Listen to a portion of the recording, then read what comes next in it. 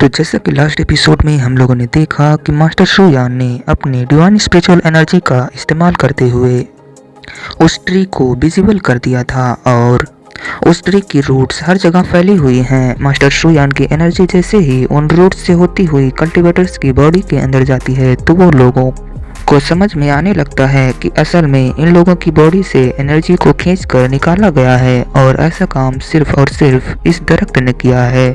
मगर ये काम पॉसिबल हो सकता है क्योंकि ये स्पिरिचुअल ट्री तो जिंदा भी नहीं है और ऊपर से इन लोगों को ये स्पिरिचुअल ट्री यहाँ पर खुद से कैसे बैठा सकता है। ये कहने के बाद मास्टर शो यान एक और चुटकी बजाते हैं जिससे वहाँ पर मौजूद जितनी भी रूट्स होती हैं वो सारी की सारी रूट्स अपने आप ही डिस्ट्रॉय हो जाती हैं और वो सारे के सारे कल्टीवेटर्स उन सभी रूट्स से डिस्कनेक्ट हो जाते हैं तो वो वहीं पर ही गिर पड़ते हैं और हम लोग उन ट्री को देखते हैं जिसके अंदर से बहुत ही तेज रोशनी निकलने लगती है और देखते ही देखते एक जोरदार धमाके के साथ वो ट्री पूरी तरह से डिस्ट्रॉय हो जाता है। इसके बाद हमें दिखाया जाता है कि उस ट्री के अंदर मौजूद एक छोटा सा ब्लैक स्टोन पिलर होता है। जैसा कि हम लोगों ने पिछले एपिसोड में भी देखा था, उस स्टोन पिलर को देखकर शानिया कहती है कि ये यहाँ पर क्या कर रहा है तो कॉमेट बिना कुछ सोचे समझे उस पर जाकर सीधा एक जोरदार पाम अटैक कर देता है जिससे वो उस स्टोन के टुकड़े टुकड़े कर देता है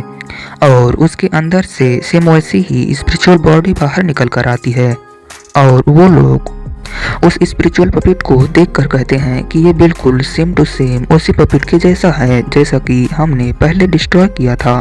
मगर ये यहाँ पे क्या कर रहा है, हो सकता है कि ये दोनों पपिट्स आपस में ट्विन हो और अलग अलग जगह जाकर एनर्जी को एब्जॉर्ब कर रहे हों। मगर फिर हमें पानी के अंदर मौजूद एक और पपिट को दिखाया जाता है जो कि अपने स्टोन पिलर को डिस्ट्रॉय करते हुए फौरन से आगे बढ़ता है और हम लोग देखते हैं कि इसी तरह के बहुत सारे पपेट्स हैं जो कि एक सेक्ट में मौजूद होता है। वो अपने पिलर को साथ लेकर फौरन से वहां से उड़ते हुए निकल जाता है और वो लोग देखते हैं कि उस पपेट के जैसे और भी बहुत सारे पपेट्स हैं जो कि तेजी से उड़ते हुए कहीं जा रहे हैं। और तब उन लोगों को दोबारा से उसी सीक्रेट रियलम वाले पपेट को देखते हैं तो वो अपनी आंखें खोलता है। उसे अपने सामने कुछ कल्टीवेटर्स नजर आ रहे थे मगर उसके अलावा उसके सामने वो स्पिरिचुअल गेट भी ओपन था। वो गेट को देखते ही फौरन से तेजी से उसकी तरफ आगे बढ़ जाता है। ये देखकर सनिन कहती है कि ये भागने की कोशिश कर रहा है, इसे भागने नहीं देना है। ये कहते ही वो उस पर अपने फ्लावर रूम टेक्निक्स के साथ अटैक कर देती है मगर उसका कोई भी फ्लावर उसे छू तक नहीं पाता। ये देखते ही कॉमेट फौरन से उसके पास आकर उस पर जोरदार अटैक करके उसे जमीन में गाड़ देता है और उससे पहले कि वो फौरन से वहां से निकल पाता वो लोग उसे वहीं पर सील कर देते हैं। और बर्निंग क्रो कहता है कि अब मुझे समझ में आया कि यहाँ पर दो होली किंग्स हैं, पहले वाले को तो हमने मार दिया था, अब दूसरे की बारी है।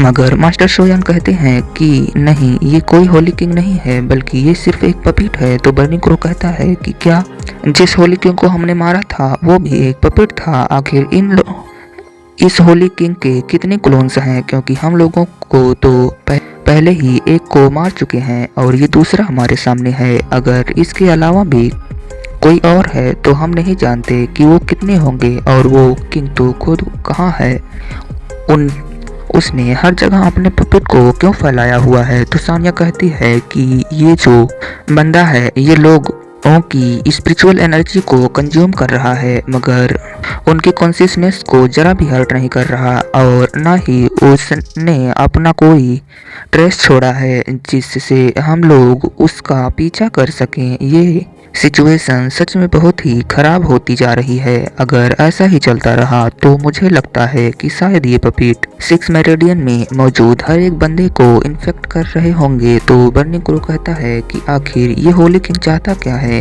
ये इतनी ज़्यादा स्पिरिचुअल पावर का क्या करेगा। तो मास्टर शुयान कहते हैं कि इस स्पिरिचुअल बॉडी के अंदर किसी तरह की कोई भी कॉन्शियसनेस मौजूद नहीं है, ये सिर्फ और सिर्फ पावर कनेक्ट है। ये सिर्फ और सिर्फ काज एंड इफेक्ट पावर को यूज करके अपने रियल ऑनर को एनर्जी पहुंचा रहा है। ये कहने के बाद वो उससे कहता है कि इसको ट्रेस करो। तो स्टीम बन उसके काज एंड इफेक्ट को ट्रेस करते हुए उसके रियल ओनर का पता लगाने की कोशिश करने लगता है और हमें दिखाया जाता है कि उनके सिर के साथ एक छोटी सी लाइन जुड़ी हुई होती है।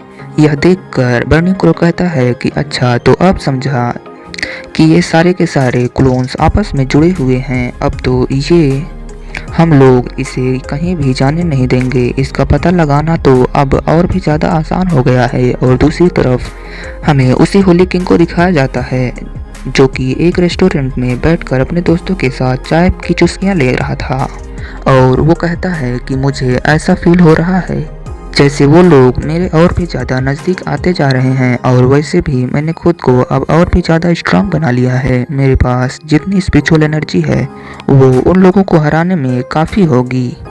यह कहने के बाद वो वहाँ मौजूद लड़कों से कहता है कि तुम लोग चाय पियो। ये कहने की देरी थी कि अचानक से वो स्पिरिचुअल बॉडी वहाँ पर आकर गिरती है।